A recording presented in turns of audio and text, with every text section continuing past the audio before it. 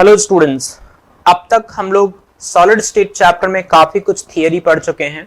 आज हम लोग कुछ न्यूमेरिकल प्रॉब्लम करेंगे जो पिछले कुछ सालों में जिस टाइप की प्रॉब्लम्स आईआईटी और नीट में पूछे गए हैं या जिसकी पूछे जाने की उम्मीद है। तो these are very good quality problems. इनको पहले आप लोग सॉल्व करिए खुद से एंड देन सॉल्यूशंस देखिए। तो पहला कैटेगरी है प्रॉब्लम का जिसमें कई बार ऐसा पूछा गया है कि अलग अलग कॉन्स्टिट्यूएंट पार्टिकल्स की लोकेशन बता देते हैं किसी लैटिस स्ट्रक्चर में और पूछते हैं कि उनका फार्मूला क्या होगा।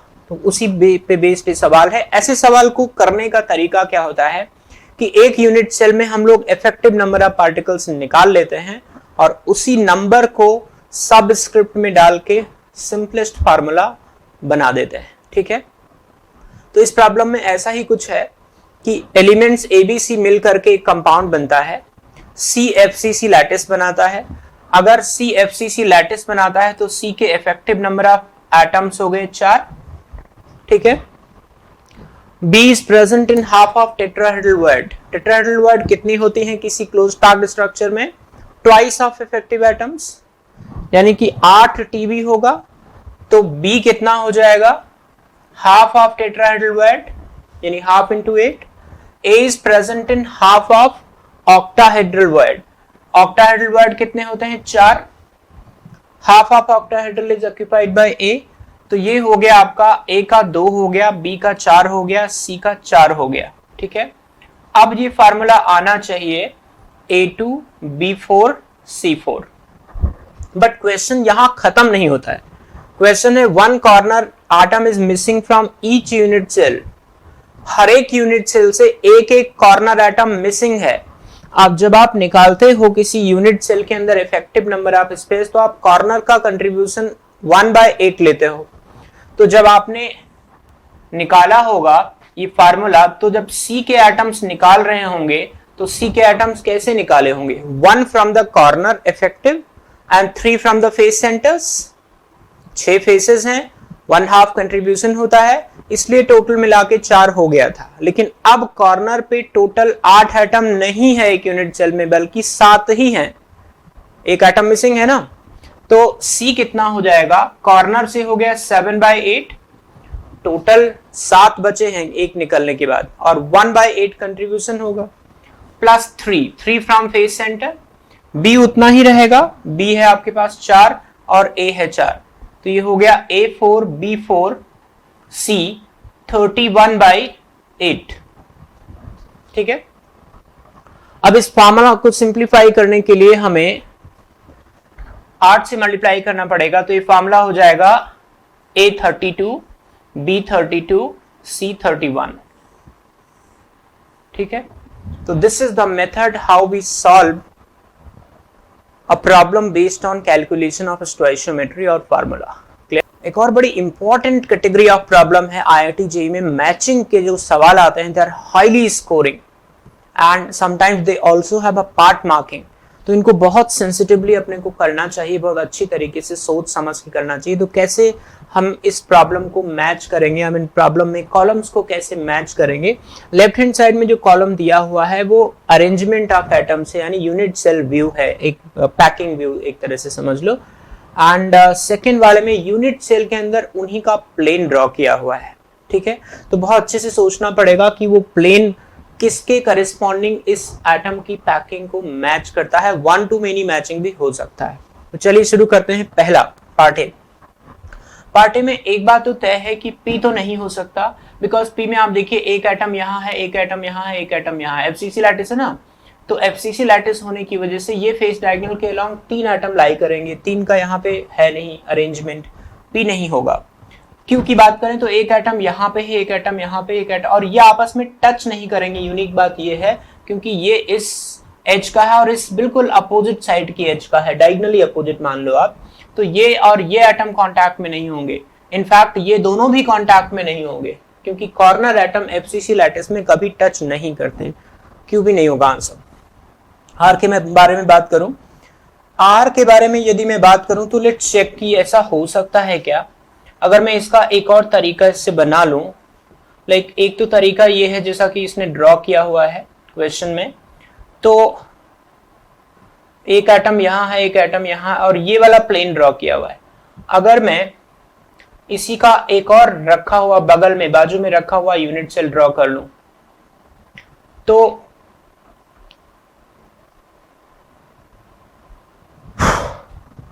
एक एटम इसके फेस सेंटर पे भी होगा, एक एटम इसके भी फेस सेंटर पे होगा। एंड कैन यू चेक, ये आपस में टच करेंगे, ये आपस में टच करेंगे, ये आपस में टच करेंगे, ये आपस में टच करेंगे। तो ये जो नया प्लेन हमने ड्रॉ किया वो बेसिकली इसी प्लेन का तो एक हिस्सा है, ठीक है। तो ये जो, और ये पैकिंग दिख भी रही है, दो एटम कांटेक्ट में, दो एटम कांटेक्ट में, दो एटम कांटेक्ट में, ये सब आपस में कांटेक्ट में है। तो क्योंकि इसी प्लेन का एक्सटेंशन है, ये इसी प्लेन में लाई करेगा ये वाला फिगर, तो एक आंसर तो इसका आर हो गया। क्लियर? तो ए के लिए अगर मुझे एस एक्सप्लेन करना हो तो एस को मैं अलग से बना लिया। यहाँ पे देखिए, ये मैंने फेस सेंटर एटम बनाया हुए, ये ऊपर वाले का फेस सेंटर, ये पीछे वाले का फेस सेंटर, ये फ्रंट वाले का फेस सेंटर और ये बॉटम वाले नीचे वाले का फेस सेंटर।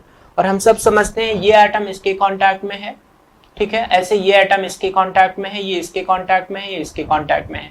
तो इस तरह से जो ये प्लेन बना हुआ है, इसमें ये जो चार एटम हैं वो बिल्कुल ऐसे लोकेटेड है। ये थोड़ा डिफिकल्ट है विजुलाइज करना, बट आप आसानी से यहाँ से कर सकते हो। मैंने कौन कौन से फेसेस यूज किए हैं, केवल दो साइड वाले यूज नहीं किए, ऊपर वाला यूज किया, नीचे वाला यूज किया, पीछे वाला यूज किया और सामने वाला यूज किया। इन सभी, इन चारों के जो फेस सेंटर एटम्स हैं ये मिल करके एक प्लेन में लाई कर रहे हैं और इस तरह का अरेंजमेंट है। तो एस भी हो गया इसके लिए, ठीक है। यही थोड़ा मुश्किल था आइडेंटिफाई करना, बाकी तो इजी है। चलिए बी की बात करते हैं। अगर मैं बी की बात करूं तो अगेन पी तो नहीं होगा क्योंकि यहां कहीं फेस, ये फेस प्लेन दिखा रहा है, फेस प्लेन तो है नहीं इसके अंदर। क्यू में भी नहीं है क्योंकि ये एटम कांटेक्ट में नहीं, कोई भी कांटेक्ट में नहीं है, तो इस तरह का अरेंजमेंट तो बी में नहीं बनेगा। बी ए प्लेन को नहीं इंडिकेट करता। आर के बारे में बात करते हैं। आर तो है ही, दिख ही रहा है, एकदम क्लीनली दिख रहा है। Face diagonal, I mean face centre and all four corners, यही बेसिकली ये प्लेन ड्रॉ किया हुआ है। तो आर तो इसका होगा ही, ये सबसे इजी है आइडेंटिफाई करना। बस एस और चेक कर लेते हैं, क्या एस पॉसिबल है, देखते हैं। अगर मैं इसी को थोड़ा सा एक्सटेंड कर दूं, इस वाले यूनिट सेल, आप देखिए एक यूनिट सेल और जोड़ दी ठीक पीछे, इस क्यूब के ठीक पीछे एक और क्यूब जुड़ा हुआ है, समथिंग क्लोज टू दिस, ऐसे मान लीजिए आप, है ना। अब यहां पे देखिए, ये फेस सेंटर एटम लिया, ये फेस सेंटर एटम लिया, और ठीक यही एटम इस वाले बॉक्स का लिया, फ्रंट का फेस और नीचे का फेस, बॉटम वाले का फेस। और ये जो बैक साइड में फेस है जो कॉमन रहेगा फ्रंट वाले यूनिट सेल में और बैक साइड वाले यूनिट सेल में, तो जो बैक साइड का, इस वाले यूनिट सेल का बैक साइड का फेस है, उसका फेस सेंटर इसके कांटेक्ट में होगा, इसके कांटेक्ट में होगा। और ये जो फेस सेंटर है बैक साइड वाले फेस का, वो उधर वाले यूनिट सेल के भी टॉप वाले फेस सेंटर और बॉटम वाले फेस सेंटर के कांटेक्ट में होगा। तो एक तरह से ये जो एटम है बैक साइड के फेस का फेस सेंटर एटम, ये इन दोनों के कांटेक्ट में है, टॉप एंड बॉटम, और इसी के एडजेसेंट जो यूनिट सेल रखी है उसके टॉप एंड बॉटम के कांटेक्ट में है। तो कुछ इस तरह का फिगर बन गया, इस तरह का प्लेन बन गया, ठीक है। अगर आप इसको मिलाएंगे तो कुछ इस तरह से आ जाएगा, ऐसे, ऐसा ऐसा प्लेन आ गया। देखिए ये सेंटर में है और बाकी चारों कॉर्नर में है, इसको टच कर रहे हैं, ठीक है। तो इसका आंसर एस भी हो गया। ओके, कमिंग टू सी। सी क्योंकि ये क्लोजेस्ट पैकिंग है तो सीधा ए आंसर तो दिखेगा। ये एबीसी टाइप की पैकिंग का एक हिस्सा है। जो बी लेयर है वो आप देख सकते हो, एक एटम यहाँ पे है, एक एटम यहाँ पे है, एक यहाँ पे है, ऐसे एक यहाँ पे है, और ये 6 एटम हो गए। ये एक ही प्लेन में लाई करेंगे सारे के सारे। और अगर आप ध्यान से देखेंगे तो ऐसे ही दिखेगा कि इसकी पैकिंग को यदि मैं एक्सटेंड कर दूं तो एक के चारों तरफ 6 दिखेंगे, जो हम लोगों ने क्लोज पैकिंग में पढ़ा था ना, एबीसी एंड एबी। अब एबी में देखना तो ये आसान है क्योंकि वो दिखता है एक के अराउंड 6 हेक्सागोनल यूनिट सेल में। लेकिन एबीसी मैंने आपको दिखाया था कि how these planes are actually located in a unit cell. तो आपको अगर दिक्कत है तो उस आप लेक्चर में जाइए और वहां वापस देखिए कि अगर मैं यहां से ए लेयर जाता हुआ पास कर लूं पीछे वाले कॉर्नर से, तो ये सारे बी लेयर में हो गए, ठीक इसके ऊपर सी लेयर आएगी, देन अगेन ए लेयर ठीक इसके अपोजिट कॉर्नर से, यानी यहां से स्टार्ट होगी, राइट। तो ये जो क्लोजेस्ट पैकिंग है ये इस वाले प्लेन को दिखाता है, यानी इसका आंसर हो जाएगा पी। ये बहुत क्लियरली दिख रहा है, कोई भी देख सकता है। 3 atom and then again 3 atom, ये 3 एटम, ये फेस सेंटर, ये कॉर्नर, ये कॉर्नर, ये फेस सेंटर, ये कॉर्नर, ये 3 कांटेक्ट में, ये 3 कांटेक्ट में, लेकिन इनकी डिस्टेंस इतनी है कि आपस में टच नहीं कर रहे हैं, right. So this is how we match. थोड़ा सा यहाँ पे दिमाग की एक्सरसाइज है जो आप लोग की अच्छी वाली होगी। Okay, let's try problem number 3। Problem number 3 क्या कहता है, एफसीसी लैटिस, एक मेटल जो है वो एफसीसी लैटिस में क्रिस्टलाइज हो रहा है, एज लेंथ 400 पिकोमीटर है। बताना है maximum diameter of an atom which can be accommodated in the interstitial gap without any distortion. यानी बिना डिस्टॉर्ट किए हुए एफसीसी लैटिस के अंदर एक एटम हमें लोकेट करना है, रखना है। अब उसका मैक्सिमम डायमीटर क्या होता है, क्या हो सकता है? तो देखिए कि एफसीसी लैटिस में इंटरस्टिशियल गैप्स यानी वर्ड्स जो होते हैं उसमें 2 टाइप की वर्ड बनते हैं जहां एटम्स रख सकते हैं। एक तो टीबी होता है और एक ओबी होता है, ठीक है। टीबी के अंदर बिना डिस्टॉर्शन के लिए रखना चाहें तो आप रिकॉल करिए, रेडियस रेशियो की वैल्यू होती है 0.225, जिसे हम लिमिटिंग रेडियस रेशियो कहते हैं। और ओबी में रखने के लिए लिमिटिंग रेडियस रेशियो की वैल्यू होती है 0.414। क्योंकि इन्होंने पूछा है मैक्सिमम डायमीटर, तो I would like to prefer to place the atom in OB. हम चाहेंगे कि ओबी में रखें एटम, क्योंकि ओबी में रखेंगे तभी बड़ा साइज का एटम एकोमोडेट हो सकता है। और उन्होंने मैक्सिमम डायमीटर की बात की है, तो let's put the foreigner atom in the octahedral void, ठीक है। एज लेंथ पता है, एज लेंथ अपने को पता है, और एज लेंथ होता है इनफैक्ट ऐसे लगा सकते हैं a√2 = 4r। If you can recall FCC lattice के अंदर ये जो कॉर्नर और फेस सेंटर एटम होते हैं ये टच करते हैं। अगर ये टच करते हैं तो इनकी सिचुएशन कुछ ऐसी होगी, ऐसी। तो ये r, r, 2r and r यानी 4r, and this is equal to a√2 जो फेस डायगोनल निकालने का फार्मूला होता है।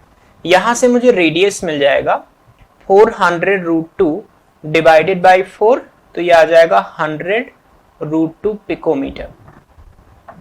एंड आपको पता है कि अगर मैं मान लूं let r1 be the radius of atom to be accommodated in octahedral void for maximum diameter, तो मैं लिख सकता हूं r1/r इज इक्वल टू 0.414। अगर मेरे पास ये रिस्ट्रिक्शन नहीं होता डिस्टॉर्शन वाला, तो मैं यही रेडियस रेशियो 0.732 तक ले जाता, क्योंकि कोऑर्डिनेशन नंबर 6 यानी ऑक्टाहेड्रल वॉइड के लिए जो वेरिएशन होता है रेडियस रेशियो का वो 0.414 से 0.732 तक होता है। तो यदि मैक्सिमम तक ले जाना होता कि मैक्सिमम कितने साइज का एटम रख सकते हैं, डिस्टॉर्शन अलाउड है, तो मैं 0.732 ले जाता है इसको। लेकिन क्योंकि डिस्टॉर्शन अलाउड नहीं है, मुझे मिनिमम वैल्यू लेनी पड़ेगी। तो r1 = 0.414 इंटू r, तो 0.414। r की वैल्यू हमने निकाल लिया 100 इंटू √2 पिकोमीटर। तो डायमीटर कितना हो जाएगा, ट्वाइस r1, तो 2 इंटू 0.414 इंटू 100√2, ये आपका आता है 117.08 पिकोमीटर, ठीक है। So this is how we can solve it. कई बार ऐसे क्वेश्चंस आते हैं कि मिनिमम रेडियस या मैक्सिमम डायमीटर, तो वहां पे आपको ध्यान रखिएगा रेडियस रेशियो का मैक्सिमा और मिनिमा वैल्यू अपने को यूज करना होता है। प्रॉब्लम नंबर 4, ये 4th प्रॉब्लम बताता है कि आइस का एक ट्रेडिशनल HCP लैटिस है जिसका लैटिस कांस्टेंट दिया हुआ है। लैटिस कांस्टेंट होता है edge length of the base, जो हेक्सागन बेस होता है उसकी एज लेंथ A दिया हुआ है, ठीक है ना। अब ये हो सकता है रोम्बिक फॉर्म में भी दे दे, जहां A और B दे दे, यानी एक एज की लंबाई दूसरे एज की लंबाई, क्योंकि रोम्बस में तो दोनों एजेज सेट।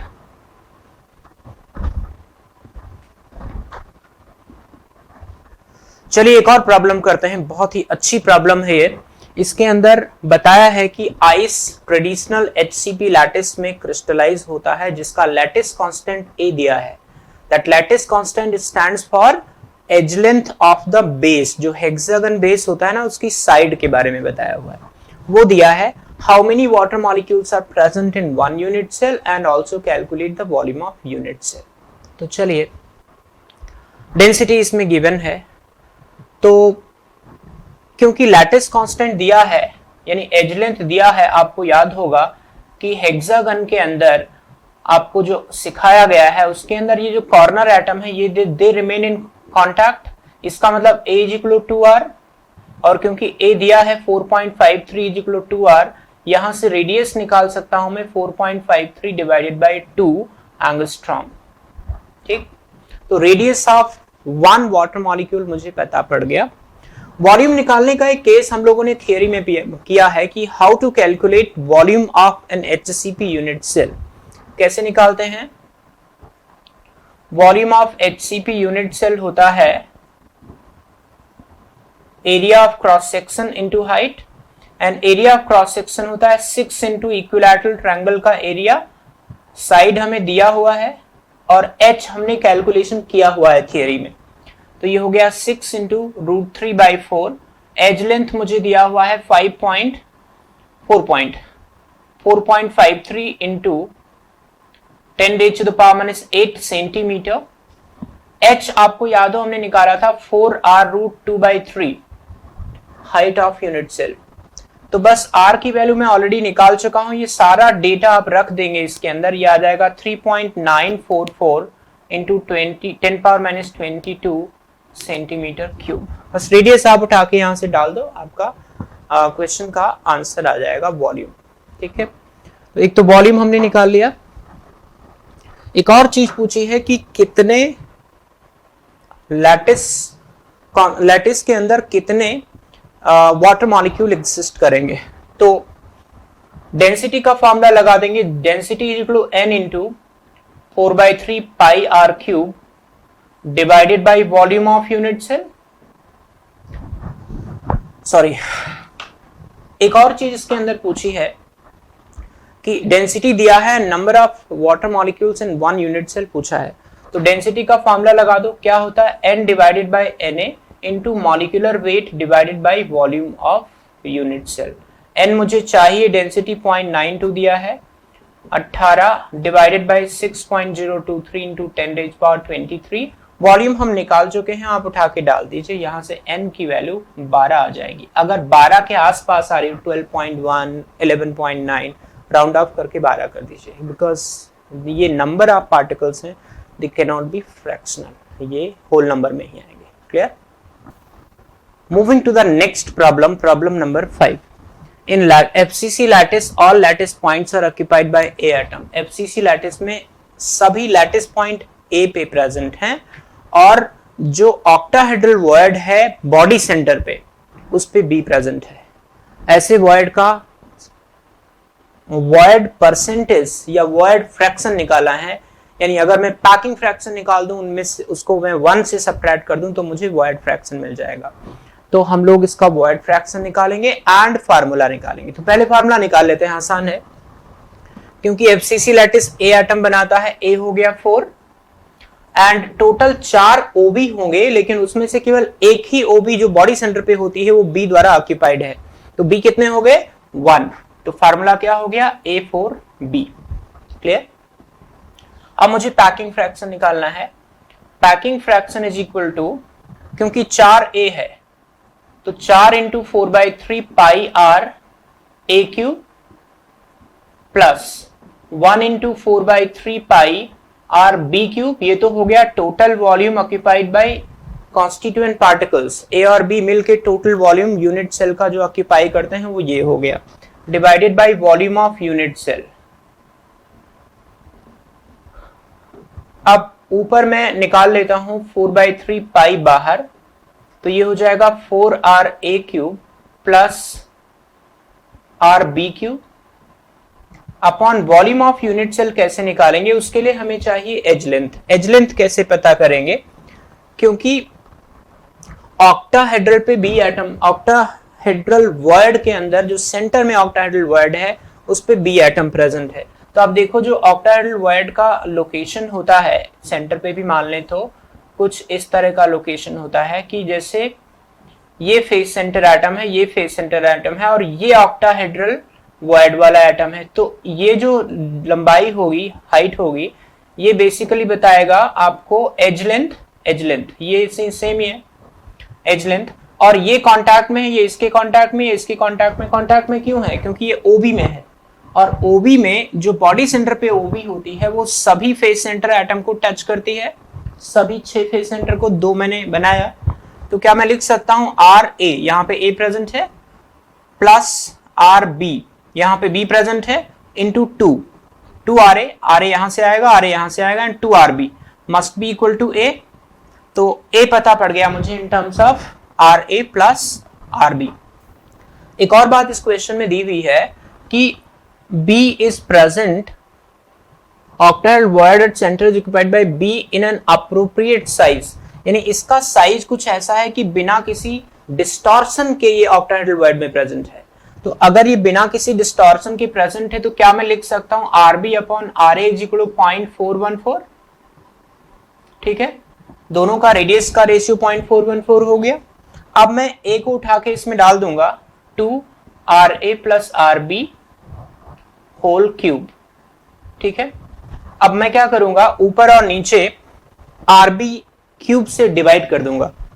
तो यहां से मेरा फार्मूला बनेगा 4/3 पाई इंटू, यदि मैं आर बी क्यूब से डिवाइड कर दूं और मल्टीप्लाई कर दूं तो इधर हो जाएगा R A upon R B, बल्कि उल्टा कर लेते हैं। अब मैं ऊपर और नीचे आर ए क्यूब से डिवाइड कर देता हूं। तो मुझे क्या मिलेगा, आर ए क्यूब से डिवाइड और मल्टीप्लाई किया है हमने, तो ये हो जाएगा 4 plus R B upon R A का होल क्यूब। ठीक है, यहां भी आर बी क्यूब कर दिया, यहां भी R B cube upon R A cube हो गया, यहां R A cube upon R A cube हो गया, तो ये तो कैंसिल हो गया। ठीक है, या यूं समझ लो आर ए क्यूब हमने कॉमन ले लिया, तो यहां 4 बच गया, यहां are B upon R A का होल क्यूब बच गया। यहां भी वही काम करेंगे, डिवाइडेड बाय 2 को भी बाहर ले लो, 8 इंटू आर ए क्यूब, यहां हो जाएगा 1 plus R B upon R A whole cube. तो अब इसमें बस R B upon R A की वैल्यू मुझे 0.414 दी हुई है, तो यहां से आता है 0.754। तो क्योंकि ये पैकिंग फ्रैक्शन मैंने निकाला है, तो वॉइड फ्रैक्शन निकालने के लिए मुझे 1 में से सब्ट्रैक्ट करना पड़ेगा। तो वॉइड फ्रैक्शन कितना हो जाएगा, 1 माइनस 0.754 गोइंग टू बी 0.246। आज के लिए इतना ही। Thanks for watching, see you in the next lecture.